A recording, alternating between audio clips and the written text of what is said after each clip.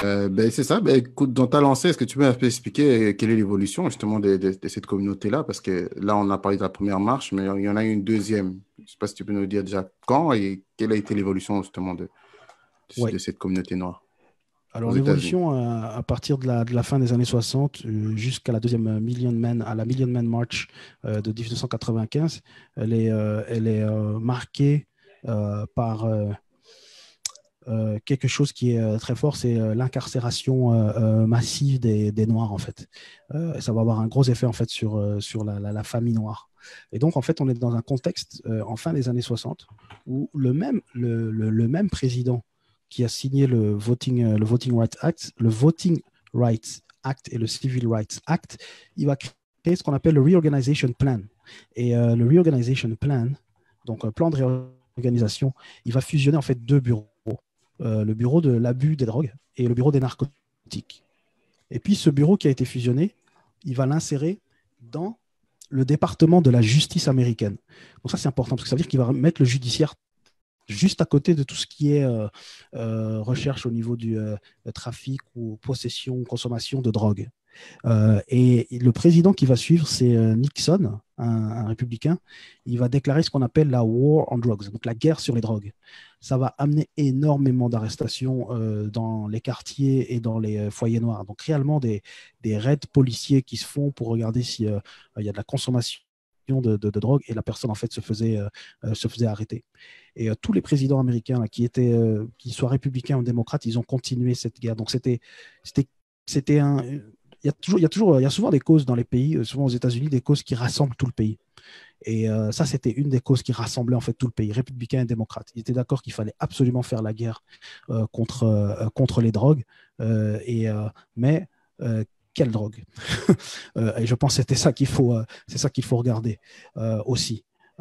Et donc, dans ce contexte, 15 ans après, il y a Ronald Reagan, qui était un président populaire, mais président républicain. Il crée une nouvelle loi qui est une réforme en fait des peines, le Sentencing Reform Act. Et ce qu'il fait en fait, c'est que pour beaucoup de peines de prison fédérale, il va abolir la possibilité de sortir avant la peine. Ça veut dire si tu as une peine de 10 ans, mais que tu as une bonne conduite, non, tu ne pourras pas sortir après 5 ans ou 7 ans. Tu vas rester, tu vas devoir faire toute ta peine. Et l'autre chose qu'ils vont faire en fait en 1986, c'est qu'ils vont distinguer en termes de sentence pour la drogue, ils vont distinguer donc dans la cocaïne, ils vont distinguer le crack de la cocaïne en poudre. La cocaïne en poudre, elle est surtout utilisée dans les banlieues plus riches et majoritairement blanches. Et le cocaïne en crack est surtout utilisé dans les villes, les inner cities, comme on dit, et dans les quartiers noirs. Et donc, en fait, il y a le Anti-Drug Abuse Act qui différencie donc, les peines que tu as entre la poudre et le crack. C'est-à-dire que la même quantité, si tu as la même quantité de poudre sur toi comparée à la même quantité de crack, ta sentence va être 100 fois plus grosse. Donc, ce que ça veut dire, c'est que dès que tu as 50 grammes de crack, juste en possession, hein, c'est un minimum de 10 ans de prison en tant que peine de prison fédérale. Donc tu passais d'office 10 ans en prison. 50 grammes de crack. Il fallait, pour avoir 10 ans de prison avec de la poudre, il fallait que tu sois en possession de 5 kilos de poudre pour avoir l'équivalent. Et Et lorsque tu avais attends, par est-ce que exemple tu peux 50 grammes, préciser? Tu as dit donc que le crack, c'est la drogue, on va dire, qui est utilisée plus par par les pauvres et les quartiers malheureusement noirs. Et la poudre, elle est plus pour les quartiers riches. Et de ce que je comprends ici, 50 grammes de crack t'amène 10 ans en prison, mais 5 kilos de poudre, c'est ce qui est l'équivalent de 5 kilos de poudre au niveau de la sentence, t'amène 10 ans en prison. exact. Ça veut dire que 50 grammes ce que je veux dire, c'est que 50 grammes fois 100, ça ramène 5 kilos. Ok, Donc, ok, il y a ce qu'il fallait 100 fois plus de poudre que de crack pour avoir ok, la même sentence. Donc, le rapport était de 100 à 1. ok. Et ce qui est important à savoir, c'est que oui, Reagan était républicain, mais dans le Congrès, au Congrès américain, il y avait aussi des démocrates. Et cette loi, elle a été votée entre autres par le candidat présidentiel actuel, qui était sénateur à cette époque-là, Joe Biden. Ok. Et l'effet que ça va peut-être que je voulais dire, c'était l'effet que ça va avoir quand on parlait d'incarcération massive, c'est que lorsqu'on regarde en fait ce graphe, on a en fait euh, une quantité de personnes, là c'est les Américains en général, pas nécessairement juste les Noirs, mais les nombres d'incarcérés augmentent, mais de façon assez modérée. Jusque dans les années 70, où on déclare la guerre de la drogue, là la courbe commence à être de plus en plus pentue, jusqu'au Sentencing Reform Act, où là ça explose complètement en fait. On passe à un peu plus que 500 000 ici, à presque 2 500 000 en 2008. Je n'ai pas les chiffres pour 2020, mais j'en ai un peu peur. C'est hallucinant d'avoir une population carcérale aussi énorme. Il faut savoir que la majorité des incarcérés américains sont des hommes noirs. Donc qu'est-ce que ça fait, qu'est-ce que ça a comme conséquence? Ça veut dire que l'homme noir, il n'est plus à la maison. Et qu'est-ce que ça fait? C'est que la famille noire en fait se désintègre aux États-Unis. Et là en fait c'est une statistique en fait sur c'est une statistique qui a dans ce contexte, elle a un lien avec le fait que beaucoup de Noirs étaient incarcérés, parce qu'en fait, il y a beaucoup de couleurs là sur le slide, donc je vais aller à l'essentiel. L'essentiel, c'est les courbes plus hautes ici. On avait ici, en fait, c'est le pourcentage, donc dans le temps, entre 1940 et les années 2010, on regardait le nombre de naissances et on regardait le pourcentage d'enfants qui sont nés hors mariage. Et donc, ce pourcentage, là, ici, c'était pour toutes les populations dites non blanches, on arrive à environ 30% de moyenne. Et à partir des années 70, on fait des statistiques pures par rapport aux Noirs.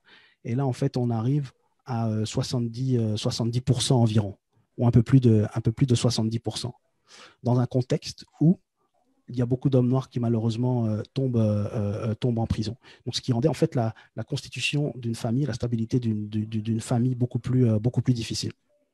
Ok, mais attends, donc quand on dit pourcentage d'enfants nés hors mariage, on s'entend quoi? On s'entend qu'on veut dire des familles monoparentales dont le père n'est pas présent, c'est ça?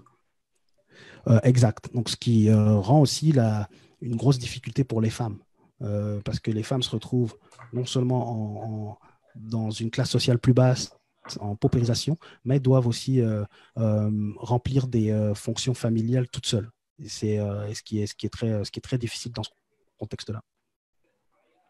Ok, donc alors qu'est-ce qui se passe alors à ce moment-là? Ce qui se passe, c'est que ça nous amène en fait à la One Million Man March et à ses objectifs et ses revendications. Parce qu'en fait, la Million Man March, elle est organisée par, donc on va le voir un peu après, mais elle est organisée par la Nation of Islam et Farrakhan. Excuse-moi, on est en quelle année là? On est en 1995. Ok. Excuse-moi. Ouais, 1995. Et elle est orientée sur les hommes, en fait, sur les hommes noirs. Et on demande à l'homme noir de s'expier de ses échecs en tant qu'homme et de prendre ses responsabilités de chef de famille. Donc, dans un contexte où il n'est plus trop à la maison. Et donc, ces éléments déclencheurs sont un peu ce que j'ai mentionné. Donc, l'augmentation des Noirs en prison, l'augmentation des familles monoparentales, la paupérisation de la population noire. Et aussi en 1994, donc l'année avant, il y a eu au Congrès, c'était Bill Clinton qui était président, donc un président démocrate, mais au Congrès, il y a eu une victoire républicaine parce que Clinton proposait une couverture de santé universelle et ce n'était pas très populaire. Et puis, il y a un sénateur qui a proposé un Contract with America, qui était un contrat qui disait qu'on allait réduire les taxes, réduire les programmes sociaux, les programmes d'aide. Et donc, ça a ajouté à une certaine peur pour la population noire. Et donc, c'est dans ce contexte-là qu'on va avoir la population noire craignait que les démocrates soient au pouvoir du fait que les républicains, excuse-moi, soient au pouvoir puisqu'ils arrivaient à séduire un peu mieux la foule que Bill Clinton, c'est ça? Ben oui, en fait, comme ils ont gagné au Congrès, c'est le pouvoir législatif. Ils pouvaient proposer des lois avec le Contract with America, le programme du sénateur Newt Gingrich. Ils pouvaient proposer des lois qui n'allaient pas aider les intérêts économiques des Noirs, en fait. Ok. Et donc, c'est ça. Donc, tu nous as parlé de cette Million Man March qui se fait en 95. Quelle date exactement et qui sont les organisateurs de cette marche, s'il te plaît? en fait, si on regardait les organisateurs, c'est la Nation of Islam. Et on a aussi une personne qui s'appelle Benjamin Chavez. Attends, excuse-moi. Donc, quand tu dis Nation of Islam, eux, c'est qui? C'est un groupe politique, religieux, idéologique, Donc, syndicaliste? donc, en fait, j'avais mentionné que à l'époque de la marche de 63, euh, Malcolm X était le porte-parole de la Nation of Islam et c'est un groupe c'est un groupe ethnico-religieux. Donc, c'est-à-dire que et puis c'est une organisation ethnico-religieuse. Donc il y a la religion musulmane, mais aussi il y a au centre de celle-ci, il y a la population, la population noire en fait, où il y avait en fait au départ il y avait cette confusion entre le fait que la religion musulmane serait une religion pour les noirs, mais la religion musulmane n'est pas une religion, je suis pas expert du tout là, mais elle n'est pas une religion où il y a Une couleur de peau nécessairement qui... une Ouais. couleur de peau exactement. Donc c'est plus une religion qui est comme universelle. Ok. Et, euh, et Donc, en c'est fait, Farrakhan qui... Ok, ouais. ouais, c'est ça. Et puis c'est Farrakhan qui va en prendre le contrôle dans les années, à partir des années 70. Il était ami avec Malcolm X, puis là, ça peut être le sujet une autre présentation, mais il a eu des problèmes avec lui. Et aussi, il était inspiré par son maître Elijah Muhammad, et lui va reprendre en fait le contrôle. Donc Farrakhan va reprendre le contrôle au milieu des années 70 de la Nation of Islam. Et la Nation of Islam va évoluer vers comment dire, un islam un peu plus sunnite par rapport à l'islam qu'ils avaient au départ. Et aussi, malgré qu'ils vont rester noirs au niveau de leur membership, une compréhension que c'est une religion qui est universelle.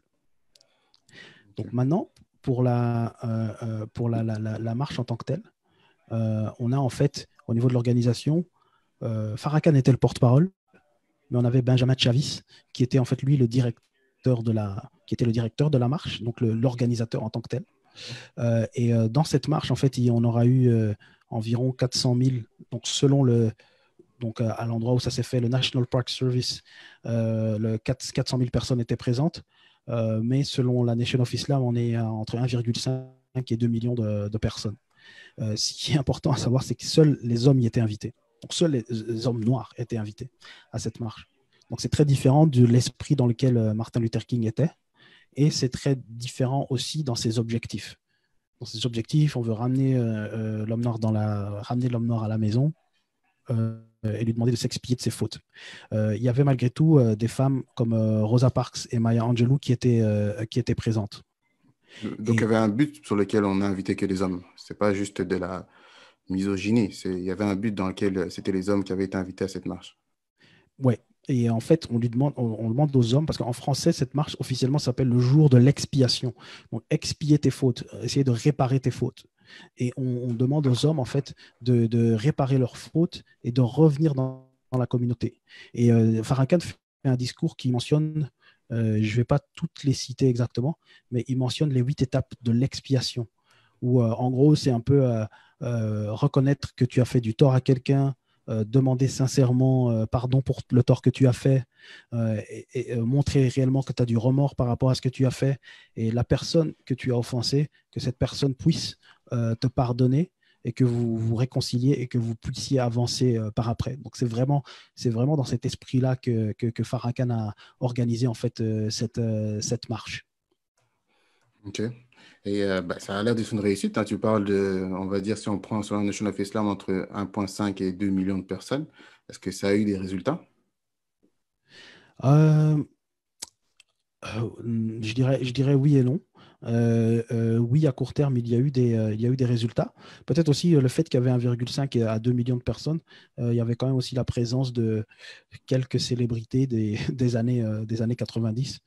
Donc pour ceux qui ont notre âge, qui sont Attends, on dans va la demander dans trentaine, le ils vont chat, est-ce peut-être qu'il y a des gens qui reconnaissent des personnes ici, là? Hein? Parce que je sais que c'est 95, il faut voir un peu, c'est la génération 70-80. Est-ce qu'il y a des gens qui connaissent un peu ces il y a personnages? ici un producteur connu, un rappeur connu, ici un acteur très connu encore aujourd'hui, son DJ. Et sont, donc ceux qui ont vu le Fresh Prince of Bel-Air et ceux qui connaissent un peu Bad Boy Records vont reconnaître certaines des personnes qui sont, Mais il y a les gars qui à sont, lunettes, là. Il y qui en sont a aussi présentes à à la marche. lunettes qui, pour les gens qui sont nés en 80 ou 70, ils connaissent ceux-là à lunettes et le groupe. Exact. Attends, je vais voir, parce que je sais qu'il y a il y a aussi un petit décalage dans le live, hein. Donc, si on ne répond pas directement ou si je ne parle pas directement, c'est qu'il y a un petit décalage. Mais bon, faute de Ouais. temps, je vais te laisser continuer. Donc, il y a OK. eu quand même un grand soutien. C'est ça qui a Ouais, il y a eu. contribué justement à cette réussite. Alors, on va parler de donc réussite de court terme. Après, il faut voir sur le long terme. Donc, à court terme, il y a plus d'un million, 1,7 million d'hommes noirs qui sont enregistrés pour aller voter. Ça, c'est super important. Il y a eu environ 13 000 demandes d'adoption d'enfants noirs par l'Association des travailleurs sociaux noirs, Association of Black Social Workers. Beaucoup de personnes se sont inscrites comme membres de la NAACP, membres de leurs églises et de leurs organisations communautaires. Et puis, un truc, c'est un fun fact selon moi, c'est un truc assez marrant, c'est que encore aujourd'hui, vous pouvez le voir sur le site de la Nation of Islam, ils ont présenté un audit financier indépendant de la marche. Et encore aujourd'hui, vous allez sur le site de la Nation of Islam, vous pouvez retrouver, il y a une comptabilité de ce qui a été fait sur cette marche. Et puis, donc on parlait de Million Man March, il y a eu une Million Woman March. Et elle a eu lieu en fait 2 ans après à Philadelphie. Et cette Million Woman March, donc, qui a eu lieu en octobre 97, elle a réuni environ 500 000 personnes et elle avait comme objectif l'autodétermination de la femme noire. Il y avait, peut-être il y a toujours des enjeux en termes sanitaires. Donc, on parle de la probabilité d'être infecté, par exemple, par le VIH. On s'entend qu'on parle des années 90. C'était à une époque, une décennie où on en parlait beaucoup. La violence, les femmes sont sujettes à violence dans la maison et en dehors de la maison. Et en fait aussi la paupérisation économique. Donc ça, c'était une marche en fait c'était pas directement une contre-marche de la Million Man March, mais je pense que c'était quand même nécessaire parce que la femme a aussi ces enjeux qui sont propres. Et les enjeux de l'homme et les enjeux de la femme noire, dans ce contexte-là, sont en fait Ouais, liés. ils sont complémentaires. OK. Mhm. Bah, écoute, ça m'a l'air d'être intéressant parce que là, tu dis en 95, presque 2 millions selon Nation of Islam. Là, les femmes aussi, 500 000 personnes. Donc là, dis-moi que tout va bien. Dis-moi quand même que la situation est beaucoup mieux. Plusieurs fois que tu demandes si tout va bien. Mais parce que là, on est en 63, là où tu parles du fait qu'il y a eu 250 000 personnes, ça a été médiatisé, on signe un acte. Là, maintenant, ici, on parle de la famille, qu'elle se consolide. Donc, les conseils sont plus axés sur la communauté. Qu'est-ce qui peut faire que ça n'aille pas? Alors, les marches, c'est vraiment, ça aide à avoir une certaine prise de conscience, à se rassembler, à se connaître et à prendre action. C'est très difficile que les résultats tiennent sur le long terme. Et malheureusement, en fait, les résultats n'ont pas, à long terme, n'ont pas totalement réussi. On a toujours une incarcération massive des Noirs, des hommes noirs dans les prisons. On a toujours de la violence au sein de la maison. On a toujours un haut taux d'enfants peut-être qui sont nés hors mariage, qui fait que les familles sont monoparentales et pauvres en même temps. C'est ça qui amène en fait cette précarité. Et après cette marche, donc on va fêter en fait les 20 ans de la marche. Et les 20 ans de la marche, là, sera organisé par la Nation of Islam. Et les 20 ans de la marche, ils ont lieu en fait en 2015, en octobre 2015. Et c'est assez important là parce qu'il y a un changement. Les femmes, les blancs et les gens des autres minorités sont invités. On commence à beaucoup plus parler de réformes policières et de brutalité policière. La brutalité policière a toujours existé, mais on en parle, ça devient un sujet central de cette marche. Et aussi, Farrakhan aura fait un discours et il aura eu une phrase assez célèbre de dire Don't call a woman, le mot à 5 lettres qui commence par B. Une femme Et, de joie. ouais. En tout cas, n'insulte pas les femmes. C'est organisé par Farrakhan et par une militante qui s'appelle Tamika Mallory. Tamika Mallory, qui est liée, pas nécessairement directement, mais liée au Black Lives Matter aujourd'hui. Et en fait, il y aura eu dans les discours, il y aura une personne des Black Lives Matter qui aura parlé. Ok, mais excuse-moi. Donc là, le titre de cette marche ici, elle s'appelle Justice or Else. Là, on parle plus du fait qu'il faut qu'il y ait soit la justice, soit d'autres mesures devront être prises.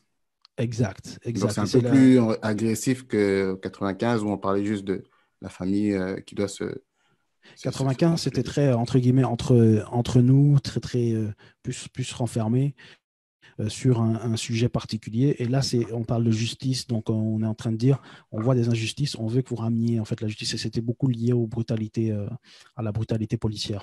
Donc déjà à Ok. ce moment-là, en 2015. Et déjà à ce moment-là, on a le groupe existant Black Lives Matter. Ok. Ben, est-ce que tu peux nous parler du Black Lives Matter? C'est pas un groupe qui s'est créé aujourd'hui, en 2020?